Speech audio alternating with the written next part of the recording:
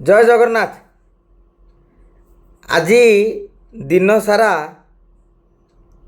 दुई यूट्यूबर गुलुआ और वर्षा तांकु नेकी भारी चर्चा होची। अनेक बंधु कहले आपण मध्य से विषय किछि कुहंतु, किंतु आज्ञा मु से टॉपिक भितर को जीवी ही नहीं। आमे आलोचना करिबा आगामी वर्ष माने 2026 ओडिशा राजनीति पाई अतीव गुरुत्वपूर्ण। कहीं ना से समय ठारू ही निर्वाचन प्रस्तुति आरंभ हो 2027 पंचायत निर्वाचन कथा कहतु बा पौर निर्वाचन एवं ता परे परे साधारण निर्वाचन पाई प्रस्तुति कहबार अर्थ होची 2026 को जीए जेउ दल जेउ नेता जेभली भावरे परिश्रम करिथिबे रणनीति करथिबे ताहार सुफल से आगामी दिन मानकरे पाइबे। आसंता काली माने डिसेम्बर 26 हेउची बिजु जनता दलर प्रतिष्ठा दिवस। 1999 डिसेम्बर 26 परे 2024 डिसेम्बर 26 कहीं कहूँ 1999 डिसेम्बर 26 रे बीजेडी क्षमतार नथिला। तार अनेक वर्ष पर 2024 डिसेम्बर 26 रे बीजेडी तार प्रतिष्ठा दिवस पालन करिथिला। वर्तमान आसीबा 2024 रे कौन कहिथिले नवीन। गत वर्ष प्रतिष्ठा दिवस अवसर रे नवीन 5टी गुरुत्वपूर्ण कथा कहिथिले। गोटिए होची आगामी 100 वर्ष पर्यंत बीजेडी ओडिशावासी सेवा करी चलिबो। किंतु आपण 2024 डिसेम्बर रु 25 डिसेम्बर ए वर्षकर कालखंड को विचार को नेबे आपण देखिबे बीजेडी रे गोष्ठी कंदल थाउ बा न थाउ। एथि पई कहूची थाउ जे समस्ते कहउछन्ती अछि, एथि पई कहूची न थाउ दलर किछि नेता कहउछन्ती किछि गोष्ठी कंदल नाही। तेणु उभय कथा को थाउ बा न थाउ नवीन को परे बीजेडी रो भविष्य कौन हेबो ए नै कि आशंका प्रकाश पाइछि। अतएव जेतेबेले नवीन बाबू कहते 100 वर्ष पर्यंत बीजेडी ओडिशार सेवा करिवो सेही समय रे से वर्षक भितरे बीजेडी रे एमिति अव्यवस्था हेछि जहाकु नै कि राजनीतिक बहल रे एक आशंका प्रकाश पाइछि। नवीन बाबू आउ गोटे कथा कहते ताहा होछि एक दृढ़ आंचलिक दल भावरे बीजेडी ओडिशार गौरव पाई काम करिवो। ए वर्षक भितरे सांबादिक सम्मेलन हो बा मझिरे मझिरे राजरास्ता को ओह्लाई दल दाबी करुछि सत, किंतु ब्लॉक स्तर रे दल आंदोलन करू नथिबारु कर्मी को मनरे दृढ़ आस्था सृष्टि होई पारु नाही। एक कथा मानिबा को पड़िबो। काहे ना जो आंदोलन सब देखुचंती राजधानी भितरे सीमित, तृणमूल स्तर रे ताहा जदि न पहुँचीबो से लोक माने जदि सामिल करा न जीव तार प्रभाव परिलक्षित हेब नाही। नवीन बाबू आउ गोटे कथा कहते बीजेडी ओडिशार स्वार्थर सुरक्षा सह केंद्र अविचार विरोध रे लड़ाई जारी रखिबो। किंतु 2024 डिसेम्बर रु 2025 डिसेम्बर मध्य रे केंद्र विरोध रे बीजेडी युद्धं देई डाकरा देई नाही, बरं वाक बिल कथा कहतु बा उपराष्ट्रपति निर्वाचन हो बीजेडी रो आभिमुख्य बीजेपी प्रति माने केंद्रीय बीजेपी प्रति बा मोदी सरकार प्रति नरम बोली गोटे वार्ता जाइछि। बिजु जनता दलर वरिष्ठ नेता माने मध्य याकु स्वीकार करुछंती एवं आपण देखिबे बिजु जनता दलर मीडिया सेल रे प्रतिदिन किछि ना किछि प्रसंग रे प्रेस रिलीज दिया जाउछि बा प्रेसमिट करा जाउछि। सोशल मीडिया जो विंग अच्छी ताकर दुई चार संस्था जहाँ बुझुंट से माने केवल राज्य बीजेपी बा मोहन सरकार ऊपर ही ताकर देखिए जो पोस्ट गुड़िक किंतु मोदी को लेकिन पोस्ट करूना आम पाखे जहाँ खबर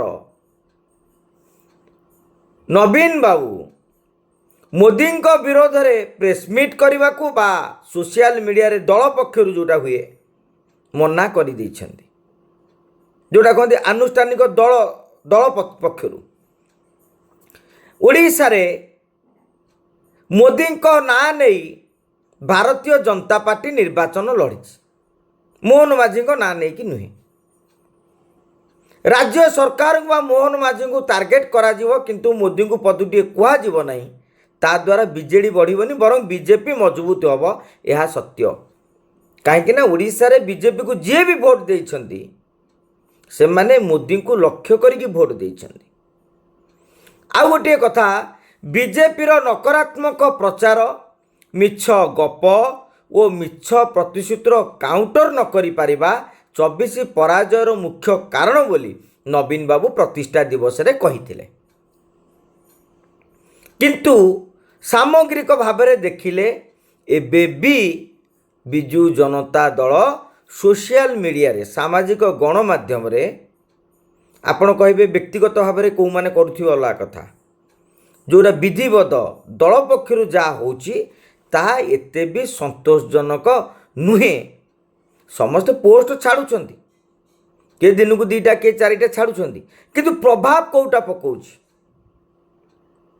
कहीं एक कथा आम कहूँ आपणकर पेड प्रमोशन नहीं ताकू लक्षे भ्यू देखईदे जनमत प्रभावित हुए जेपर्यंत ऑर्गेनिक भ्यू न आसी माने गोटे पोस्ट जदि बिजु जनता दल पक्षर सोशल मीडिया रे करागला बीजेडी आईटी सेल पक्षर 314 ब्लॉक रे एमानकर लोक अछंती कर्मी अछंती सोशल मीडिया विंग मध्य रही ताकू जदि हजार हजार शेयर न करागला ता माने आपणकर बीजेडी आईटी सेल रे जो माने तृणमूल स्तर रे अछंती से माने ठीक रे काम ही करूना जदि काम करूना तार इंपैक्ट बा प्रभावटा सुदूर प्रसारी होई पारिबो नाही।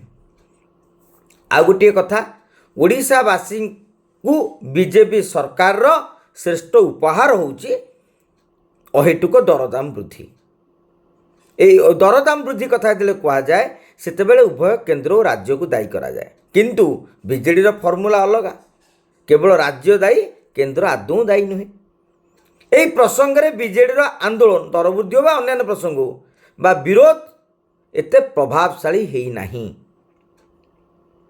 यही वर्ष भीतर आउ कौन घटी किछि नेता दल विदा होइछंती बीजेडी विरोध रे बीजेडी रो गोटे कोटेरी विरोध रे अनेक नेता मत व्यक्त करुछंती नवीन बाबू को भल पाउछंती शंख चिन्ह को भल पाउछंती कहउछंती आमे मरिबा पर्यंत बीजेडी छाड़िबू नाही किंतु अपर पक्षरे निर्दिष्ट कोटरी को टार्गेट करा जाउछि। प्रत्यक्ष परोक्ष भाव में पांड्यान को लेकिन प्रश्न उठुछि सुजाता कार्तिकेयनकर बिजु जनता दलर प्रवेश को लेकिन जो चर्चा चली से भितर दल रे विभाजित मत भी आसुछि जदि ए 26 रे यही भली मत माने 25 भली 26 रे या बिजु जनता दलर जारी रहे ताहाले 27 पंचायत बा पौर निर्वाचन रे बीजेडी पूर्वर सफलता दोहराइबा तो दूरर कथा सम्मानजनक भाव में निजर स्थिति जाहिर करि पारिबो नाही। राजनीति रे गोटे नियम आज्ञा थरे जदि आपण तलकू खसी गले ऊपर को उठा प्रयास न कले तापरे आहुरी तलकू तल खसी जीवार अतीत रे नजीर रही। बड़ उदाहरण होउची जातीय कांग्रेस ओडिशा कांग्रेस 2000 मसीह एजावत स्ट्राटेजीर अभाव दलीय नेता मध्य एकाठी रहिबार जो मनोभाव जो एकाठी लड़िबार अभाव देखा जाइछि जो कांग्रेस आज तलकू तल जाउछि।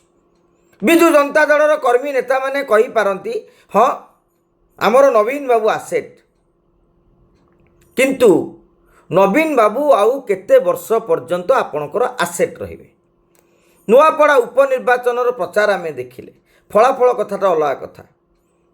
ସେହି ସମୟରେ ନବୀନ ବାବୁଙ୍କର ଯେଉଁ ଭିଡ଼ିଓଟି ଜାରି ହୋଇଥିଲା, ଯାହା ଭାଇରାଲ ହୋଇଥିଲା, ତାହା କି ବାର୍ତ୍ତା ଦେଇଥିଲା? ଶାରୀରିକ ଦୃଷ୍ଟିରୁ ନବୀନ ବାବୁ ଯେ ଫିଟ୍ ନୁହନ୍ତି, ଏହାକୁ ସ୍ୱୀକାର କରିବାକୁ ପଡ଼ିବ।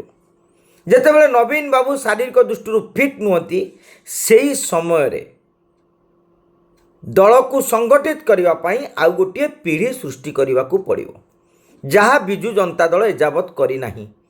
ଏବଂ ନବୀନ ବାବୁ ଯାହାଙ୍କୁ ଚିନ୍ତା କରୁଛନ୍ତି ଦାୟିତ୍ୱ ଦେବାକୁ, ତାଙ୍କୁ ବିଜେଡ଼ିର ଅନେକ ନେତା ଗ୍ରହଣ କରିପାରୁନାହାନ୍ତି। ଏହି ସମୟରେ କେତେକ ନେତା କର୍ମୀ ଆପଣ ଦେଖିବେ ସାମାଜିକ ଗଣମାଧ୍ୟମରେ ପୋଷ୍ଟ କରୁଛନ୍ତି ଯେ ଏହାର କିଛି ପ୍ରଭାବ ପଡ଼ିବନି, ଦଳ ଏକାଠି ଅଛି, ଯେଉଁମାନେ ଯାଉଛନ୍ତି ସେମାନଙ୍କର ଅଖାଗଉଣୀ ନାହିଁ। ଆଜ୍ଞା, ସମସ୍ତଙ୍କର 100-200 ତ ଭୋଟ୍ ଅଛି, ଗୋଟେ ପଞ୍ଚାୟତର ସରପଞ୍ଚ ହୁଅନ୍ତୁ, ସମିତି ସଭ୍ୟ ହୁଅନ୍ତୁ, ସେ ଯେଉଁ ଇମ୍ପାକ୍ଟ ପ୍ରଭାବଟା ପଡ଼ିବ, କାଲିକି ଆପଣଙ୍କର ପଞ୍ଚାୟତରେ 300-400 ଯଦି ମାଇନସ୍ ହେଇଗଲା, ଗୋଟେ ନିର୍ବାଚନ ମଣ୍ଡଳୀ ଯଦି 40ଟା 50ଟା 40ରୁ 50 ପାଖାପାଖି ପଞ୍ଚାୟତ ରହେ, ତାହେଲେ 15-20 ହଜାର ଭୋଟ୍ ମାଇନସ୍ ହେଇଯାଉଛି। ଆଜ୍ଞା, 15-20 ହଜାର ଭୋଟ୍ ମାଇନସ୍ ହେବାଟା ସହଜ କଥା ନୁହେଁ, ତାକୁ ହାଲକାରେ ନେବା ଉଚିତ ନୁହେଁ। ତେଣୁ ନବୀନ ବାବୁ ପ୍ରତିଷ୍ଠା ଦିବସରେ କି ବାର୍ତ୍ତା ଦେଉଛନ୍ତି, ବାର୍ତ୍ତା ଯେତିକି ସାଧାରଣ ଲୋକଙ୍କୁ ଦେବା ଉଚିତ ଦରକାର ନାହିଁ। ଆପଣଙ୍କ ଦଳର କର୍ମୀ ନେତାମାନେ ସେ ବାର୍ତ୍ତାରେ କେତେ ଉଦ୍ବୋଧିତ ହେଉଛନ୍ତି, ତାହା ବଡ଼ ପ୍ରଶ୍ନ। ଆଜ୍ଞା, ଏବଂ ନବୀନ ବାବୁଙ୍କର ଭାଷଣ ଲେଖାଯାଇ ସାରିଛି, କାଲି କେବଳ ସେ ଭାଷଣ ଦେବେ। ତେଣୁ ସମସ୍ତ ଏଇ ନଜର ରଖିଛନ୍ତି ଯେ ନବୀନ ବାବୁ କାଲି କ'ଣ ଘୋଷଣା କରୁଛନ୍ତି ବା କ'ଣ କହୁଛନ୍ତି, କ'ଣ ଷ୍ଟ୍ରାଟେଜି ବିଷୟରେ ସୁରାକ ଦେଉଛନ୍ତି, ଯାହା ଉପରେ ବିଜୁ ଜନତା ଦଳର ଭବିଷ୍ୟତ ଏବଂ ଦଳ ଆଗକୁ ଯିବ କି ନାହିଁ ଅନେକ ସଂକେତ ଓ ସୁରାକ ମିଳିପାରିବ। ଏକଥା ସତ୍ୟ, ବିଜେଡ଼ି ପାଖରେ ସୁଯୋଗ ରହିଛି, କିନ୍ତୁ ଗୋଟେ କୋଟରୀର ପଦ୍ମଫୁଲ ପ୍ରେମ ଶଙ୍ଖ ଭିତରେ ଫାଟ ସୃଷ୍ଟି କରୁଛି। ଦେଖାଯାଉ ନୂଆ ବର୍ଷରୁ ବିଜୁ ଜନତା ଦଳ କିଭଳି ତାର ଅଭିଯାନ ଜାରି ରଖୁଛି। ଜୟ ଜଗନ୍ନାଥ। ଆଜ୍ଞା।